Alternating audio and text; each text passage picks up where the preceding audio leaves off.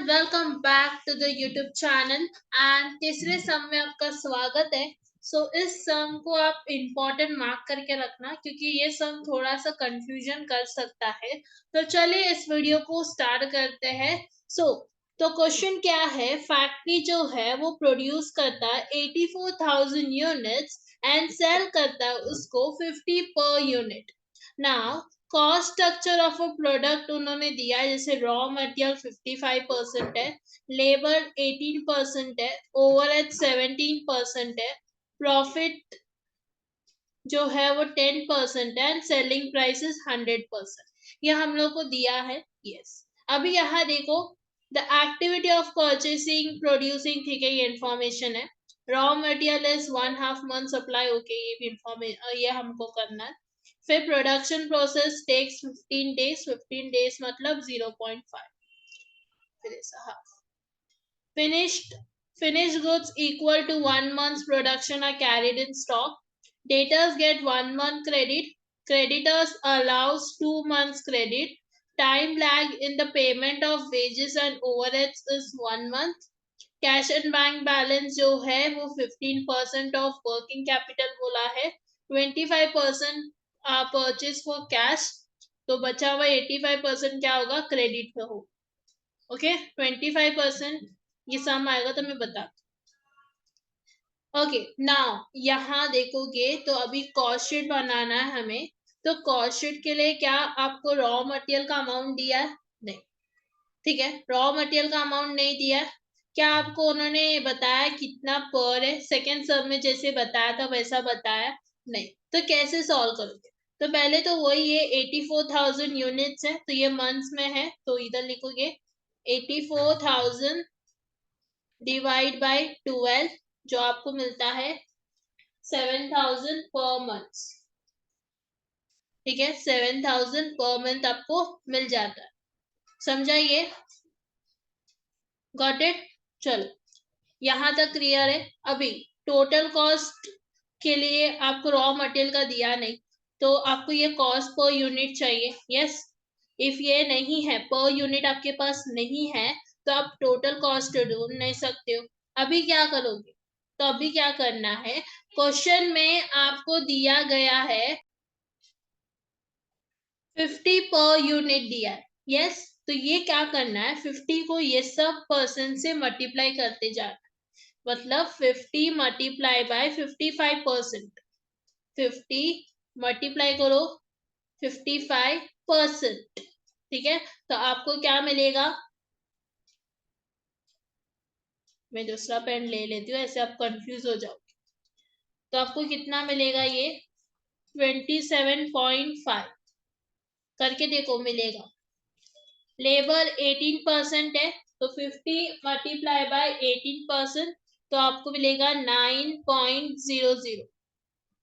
Then 17% को 50 से multiply करो तो मिलेगा 8.50। फिर टोटल कॉस्ट 90% है, तो 90% को 50 से मल्टीप्लाई करोगे तो मिलेगा 45.00। उसके बाद प्रॉफिट 10% है, 10% को मल्टीप्लाई करो 50 से तो मिलेगा 5.00। यस, जस्ट वेट, या क्लियर है ये? देन सेल्स, सेल्स में देखो, सेल्स कितना है, 100% है। 100% को 50 से मल्टीप्लाई करोगे तो 50.00 आता है। यहाँ तक क्लियर है बच्चा? यस, ऐसे तो क्लियर होना चाहिए, बहुत इजी है सब ना। अभी क्या करना है, मैंने आपको बताया था 7,000 मल्टीप्लाई, मल्टीप्लाई दो बार आपको मल्टीप्लाई का साइन क्लिक करना है, फिर 27.5 लिखो और equal to click button click करो, तो क्या आता है 19,000 ऐसे कुछ आता है, ठीक है, 19,250। इसके बाद 9.00 लिखो, कुछ भी मत करो, डायरेक्ट लिख दो 9.00, इजिकल टू का बटन क्लिक करो तो मिलेगा 63,000। देन 8.50 लिखो और इजिकल टू बटन क्लिक करो, मिलेगा 59500। फिर 45.00 लिखो तो आपको मिलेगा 315। ओके, फिर 5.00 क्लिक करो, फिर मिलेगा आपको 35,000। 50.00 क्लिक करो तो मिलेगा 3,50,000। क्या आपको मिल रहा है? इजी है, समझा ये ना। वर्किंग नोट सेम ही है, कुछ भी चेंज नहीं हो रहा है। जैसे मैं स्टेप वाइज करते जा रही हूँ वैसे ही आपको हर सम में करना है। बस आपको यहाँ कुछ चीजें हैं मैं स्टार मार्क करवा के देने वाली हूँ, वो चीजों को ज्यादा अटेंशन देना। पहले तो ये परसेंटेज वाला स्टार मार्क था जिसमें कंफ्यूजन हो रही थी, जो मैंने आपसे क्लियर कर दी, आप क्लियर हो गया। अभी रॉ मटेरियल का कितना बोला है देखो। द रॉ मटेरियल कितना, 1.5 months सप्लाई इज स्टोरन। क्या करना है, हाफ को डिवाइड करो, 1/2 करो, फिर +1 करो तो मिलेगा 1.5। तो ये 1.5 है। ओके, इसको भी स्टार मार्क करो, जिसको ये वाला सेकेंड पॉइंट। तो रॉ मटेरियल कितना है, 19। यस, दिस वन, ये अमाउंट है, सेम टू सेम आपको लिखना है। ओके,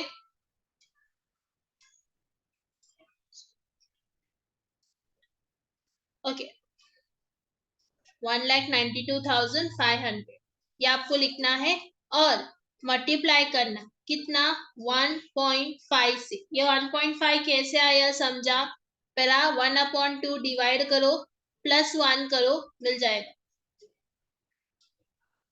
कितना आता है बताओ बच्चा, कितना आता है आपका? यस, 288,750 आ रहा है आपको। Yes, now stock of WIP। Yes, WIP में पहला आता है रॉ मटेरियल, जितना वो अमाउंट लिखते जाते। चलो, रॉ मटेरियल का कितना था, 1,92,500। लेबर का कितना है, लेबर मतलब वेजेस, कितना है, 63,000।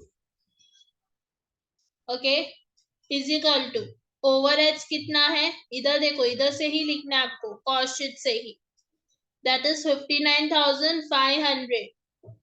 59,500। ओके, ना रॉ मटेरियल 100% है, ये हम लोग को लिखने की जरूरत नहीं है। लेबर कितने परसेंट के होते हैं, 50-50%, मतलब लेबर का 50%, ओवरहेड्स का 50%, ये हमको पता है। अभी देखो, अभी क्वेश्चन में जाता है।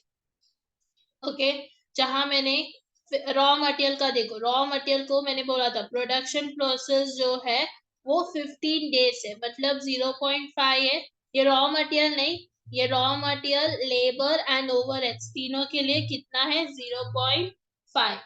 ओके, तो 0.5 से ही मल्टीप्लाई करना है। तो ये भी प्रोडक्शन प्रोसेस को भी टिक मार्क करके रखना, क्योंकि कंफ्यूज हो जाओ। ओके, तो यहाँ 0.5, 0.5 एंड 0.5 से मल्टीप्लाई करो तो रॉ मटेरियल का आपको मिलेगा 96,250। ओके, मिल रहा है कि नहीं बोलना मेरे को, मिलना ही चाहिए। सेकेंड वाला लेबर का आता है 15,750 एंड ओवरहेड्स का आता है 14,875। ओके, ना stock of finish goods, finish goods का अमाउंट कौन सा आता है, मैंने आपको बताया था। यस, टोटल कॉस्ट का अमाउंट आता है। टोटल कॉस्ट का अमाउंट कितना है, यस, 31,15,000, सॉरी 3,15,000, लिखो 3,15,000। नाउ इन्होंने फिनिश गुड्स के बारे में कुछ बोला है, देखो फिनिश गुड्स के बारे में। Yes, 4th point, 1 month production. Yes, तो मल्टीप्लाई करो 1 से, दैट्स ऑल। ठीक है, 315। नेक्स्ट डेटर्स, डेटर्स का क्या बोला है, डेटर्स का अमाउंट कौन सा आता है, सेल्स का अमाउंट आता है। सेल्स का कितना है बेटा, 3,50,000। लिखो सेल्स का इधर, आई मीन डेटर्स की इधर 3,50,000। 3,50,000 मल्टीप्लाई करो। नाउ डेटर्स के बारे में क्या बताया, डेटर्स कौन होते हैं, कस्टमर होते हैं हमारे। ओके सो यहाँ देखो debtors, yes debt, fifth point, debtors get 1 month credit. इधर देखो ये वाला, डेटर्स गेट 1 month क्रेडिट, तो मल्टीप्लाई करोगे 1 से, कितना 3,50,000। Now cash and bank, cash and bank कितना दिया है, कैश एंड बैंक कितना दिया है, मैं सीधा 15% ऑफ वर्किंग कैपिटल दिया है, स्टार मार्क करो इसे, ये कंफ्यूज होने वाले हो। 15% ऑफ वर्किंग कैपिटल दिया है। अभी सेम टू सेम लिखो। ओके इसके ऊपर हम आगे देखेंगे क्या कर। ओके इसको सेम टू सेम लिखो, 15% ऑफ वर्किंग कैपिटल। ये सब इजी है, डोंट वरी, इसमें आप कंफ्यूज हो सकते हो, प्रैक्टिस करोगे तो इजी पड़ेगा। सेल्स, सेल्स में क्रेडिटर्स, क्रेडिटर्स का अमाउंट कौन सा होता है, रॉ मटेरियल का अमाउंट होता है, तो रॉ मटेरियल का अमाउंट लिख दो 1,92,500, लिख दो इधर, क्रेडिटर्स 1,92,500, करेक्ट है ना, यस। उसके बाद मल्टीप्लाई करो, क्रेडिटर्स का देखो क्या बोला है, क्रेडिटर्स में क्रेडिटर्स अलाउड 2 months क्रेडिट, ठीक है मल्टीप्लाई करेंगे 2 से। अभी 9th वाला एडजस्टमेंट टिक मार्क मारो, 25 परचेज आर फॉर कैश, मतलब क्या, देखो 25% कैश में हुआ एंड बचा हुआ कितना 85% बचता है, यस वो कैसे हुआ, एक मिनट सॉरी, देखो 25% कैश में हुआ, yes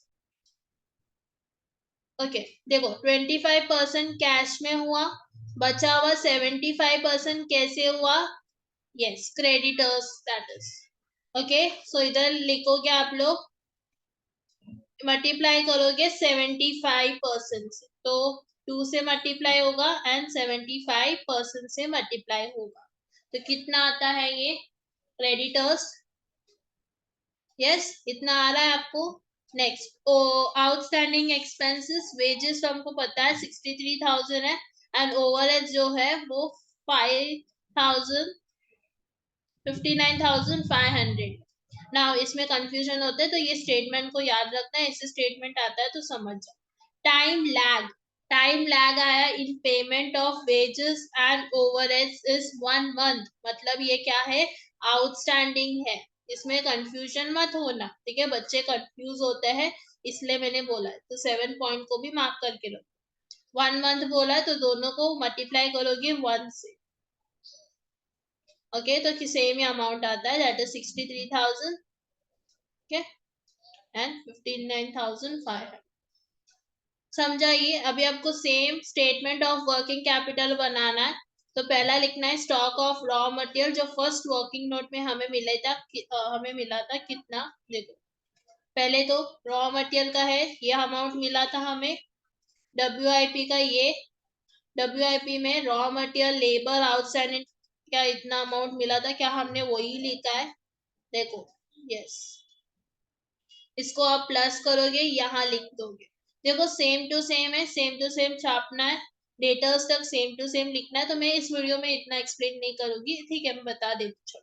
stock of finish goods, stock of finish goods कितना है ये वाला एंड डेटर्स कितना है 3,50,000, सेम टू सेम यहाँ लिखना है, stock of finish goods debtors हो गया। अभी ना अभी कंफ्यूज हो रहोगे, कैश एंड बैंक किधर गया मिस, 2 लेक्चर्स में तो हम लिखते थे, अभी किधर गया, तो कैश एंड बैंक नहीं आएगा, ग्रॉस वर्किंग कैपिटल लिखोगे, एग्जिटिंग कैश एंड बैंक लिखोगे, और अमाउंट आपको ये प्लस करना है, ये प्लस करने के बाद ये अमाउंट आना चाहिए, ओके उसके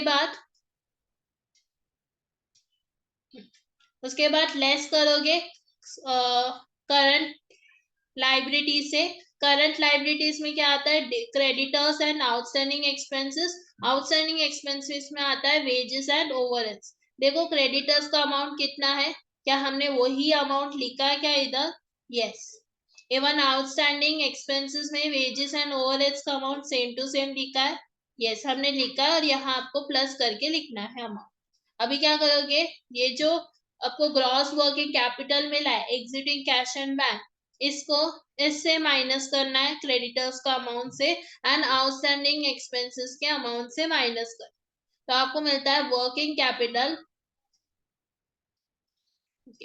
working capital exiting cash and bank, क्या मिलता है ये वाला अमाउंट।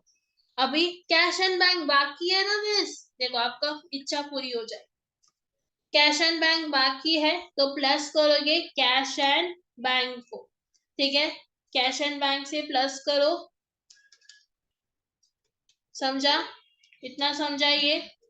ओके ना, यहाँ स्टेप को याद से लिखो, मैं लिखवा रही हूँ उधर, बहुत डिफिकल्टी फेस कर सकते।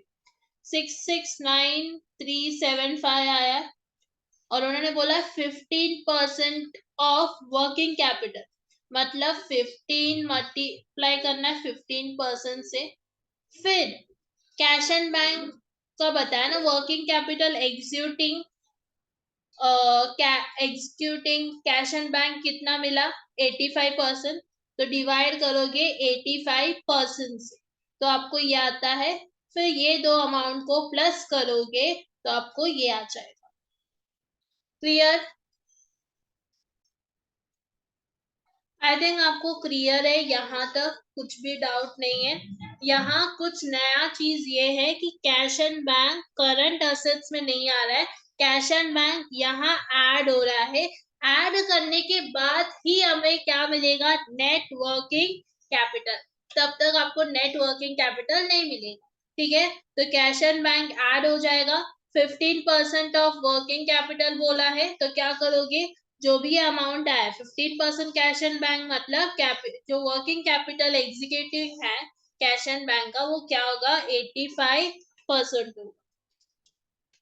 ओके, समझा ये, 100% चाहिए ना, और उसमें से उन्होंने क्या बोला है 15% जो है वो वर्किंग कैपिटल है, तो बचा हुआ परसेंट क्या होगा, ये एग्जीक्यूटिंग वर्किंग, क्या करो पता है 100 माइनस 15 करो, तो 85% बचता है, तो 85% क्या है आपका working capital executing cash and bank. समझा ये, मैं ये स्टेप फिर से एक्सप्लेन करती हूँ, जो बच्चे को नहीं समझा ध्यान से सुनो।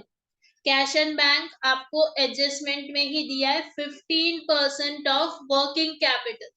ओके, तो उन्होंने क्या बोला है, कैश एंड बैंक जो है वो 15% है, 100% में से कैश एंड बैंक 15% है, तो 100 माइनस 15 करोगे तो बचता कितना है, 85 बचता है, तो ये 85% क्या होगा, ये working capital exiting cash and bank होगा। समझा?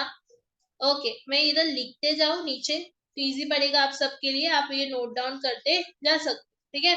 तो हमने क्या देखा इधर, 15% जो है वो कैश एंड बैंक का है 100% में से, तो बचा हुआ 85% क्या होगा अपना working capital executing cash and bank हो गया। समझा? फिर हम क्या करेंगे, जो भी अमाउंट ये आया है that is working capital executing cash and bank का जो अमाउंट है 669,375, 669,375, उसको मल्टीप्लाई करोगे 15% से, डिवाइड करोगे 85% से, तो ये आपको अमाउंट आता है दैट इज 118,125। फिर ये दोनों को प्लस करोगे तो आएगा, ओके, 7,87,500 ये आएगा। यस, ये आपका क्या है, नेट वर्किंग कैपिटल। समझा यहाँ तक? ओके, मैंने चाहिए लिखा भी है, स्टार मार्क क्या करोगी यहाँ, cash and bank and working capital executing, ये वाला, क्योंकि परसेंट में आपको कंफ्यूजन हो सकता।